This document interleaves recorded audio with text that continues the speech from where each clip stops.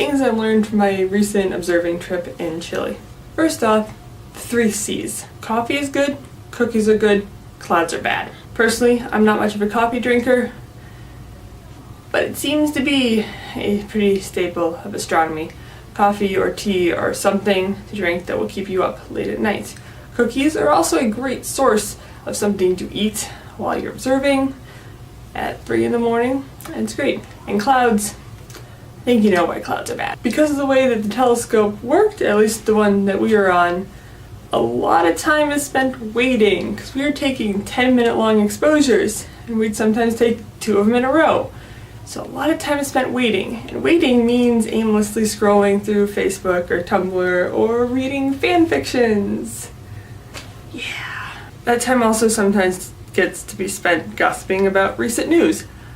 I learned a lot about basketball and different dynamics of people buying out teams. Piggybacking off of that, observing asteroids takes a hell of a lot of patience. The ones we observed kept having periods of like 600 hours. Yay! Also, all astronomers seem to be photographers at some level or another, because if you're just waiting, why not go take some pictures of the sunset? And hey, you're just sitting there waiting anyways and it's a super perfectly clear night. Why not go set up some time-lapse, pictures of the sky as the Milky Way just kind of floats by above you?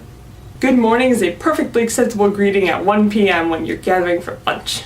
It's great. Lots of bad puns are heard. Lots of bad puns, especially when brainstorming titles for your research paper. Telescope is just like everything else in the world. If it's not working right, turn it off and back on again. Finally, it turns out that even though clouds are bad, sometimes you can get a lot of stuff done on cloudy nights, whether it's catching up on other papers in your field or working on your own paper. Sometimes cloudy nights can be pretty darn productive as well.